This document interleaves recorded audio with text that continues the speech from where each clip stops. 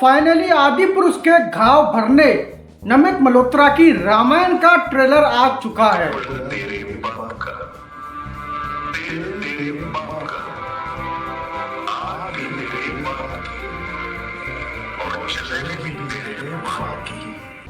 अब वो इस डायलॉग को सुनकर कुछ याद आया आपको?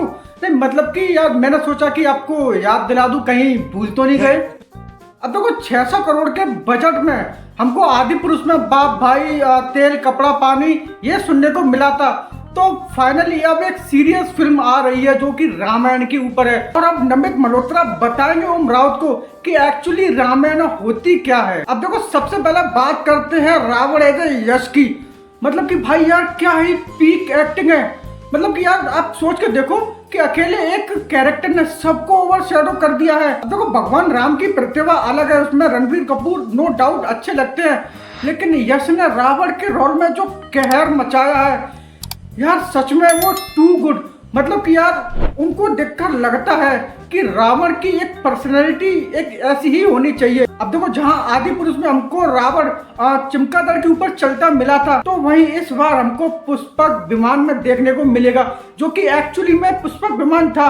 अब ओम राउत को पता नहीं कि भाई साहब चमगादड़ का आइडिया कहाँ से आया, या फिर उन्होंने कुछ उनके दिमाग में खुरापाती सूझा जिन्होंने रावण की सवारी चमगादड़ को बना दिया। भाई अच्छी कॉमेडी करते हो। अब देखो भाई रामानंद सागर की रामायण में एंट्री रावण की सुपर खा के टाइम पर होती है, जहां सुपर खा की नाक लक्ष्मण जी काट देते हैं, उसके बाद रावण की एंट्री होती है। लेकिन भाई नमित मल्होत्रा की रामायण में हमको रावण की एंट्री के साथ ही फिल्म स्टार्टिंग से देखने को मिलने वाली है, क्योंकि जो पुरानी वाली टीवी वाली रामायण है उसमें हमको ये नहीं दिखाया कि रावण ने कैसे कितना पराक्रमी था, कैसे कितना बलशाली था।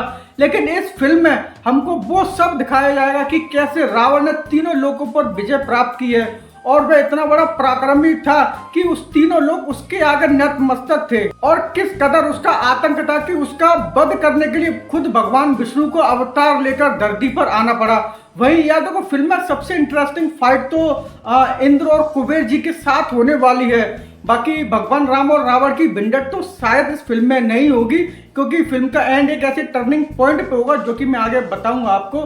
लेकिन यार देखो मुझे लगता है कि यश को बड़े पर्दे पर रावण के रोल में देखना यार सच में ना वो तबाही लेकर आने वाले हैं। तो भाई मैं लिखकर दे सकता हूँ कि जब यश को बड़े पर्दे पर रावण की जैसे हुंकार भरते दिखाई देंगे, यार सच बता रहा हूँ उस हुंकार से ना फटके 64 होने वाली है। अब देखो भाई कुछ लोग ये बोलेंगे कि रणबीर कपूर भगवान राम के रोल में थोड़े फीके फीके ठंडे से लग रहे हैं एज ए यश के कंपैरिजन में। तो यार देखो मैं उनको बता दूं कि भगवान राम पुरुषोत्तम मर्यादा पुरुषोत्तम राम थे, उनके चेहरे पर वो गुस्से वाला अभाव था ही नहीं। वही माता सीता के रोल में साई पल्लवी छाप छोड़ती नजर आ रही है। हाँ लेकिन उनकी जो थोड़ी भाषा बोलने की है वो थोड़ी सी अजीब सी लग सकती है। ओवरऑल अगर मैं बाकी की सारी स्टार कास्ट की बात करूं तो भाई एकदम परफेक्ट है। वहीं कुछ एक शॉट तो ट्रेलर में इतने गजब के लगते कि भाई सच में गूज़बम्प आया। अब जबकि सबसे अच्छा मुझे वो सीन लगा ऐरावत वाले, जो कि रावण ऐरावत को टक्कर मारते हैं, उसके बाद वो जटायु वाला जो सीन दिखाया था, और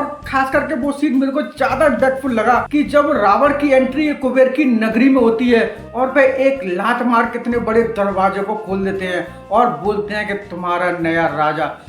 यार मजा ही आ गया उस सीन को देखकर तो मुझे। अब देखो भाई जब रामायण का टीजर आया था तो उसको मिक्स रिव्यूज मिले थे उसके क्रीचर वगैरह वीएफएक्स वगैरह को लेकर के, लेकिन इस ट्रेलर में मेकर्स ने उसको सुधारा है। लोगों की पब्लिक की बात सुनी है। ट्रेलर के क्रीचर में और टीजर के क्रीचर में हमको साफ साफ डिफरेंस देखने को मिल रहा है, लेकिन हाँ थोड़ी सी यार और पॉलिश करने की जरूरत है, उन फीचर्स को और थोड़ा सा मॉडिफाई करने की जरूरत है। बाकी देखो फिल्म का म्यूजिक तो एकदम फाड़ू होने वाला है, उस पर तो शक करने की कोई गुंजाइश ही नहीं है। अब देखो आपने इस ट्रेलर में कुछ चीजें नोटिस की होंगी, जैसे कि रावण की पत्नी मंदोदरी, भगवान हनुमान और इंद्रजीत। क्या देखो थोड़ा सा मुझे अब ये भी लगता है कि भगवान हनुमान के रोल में सनी पाजी की एंट्री भी करा देनी चाहिए थी, चाहे भले ही थोड़ा सही, लेकिन उनकी होनी चाहिए थी।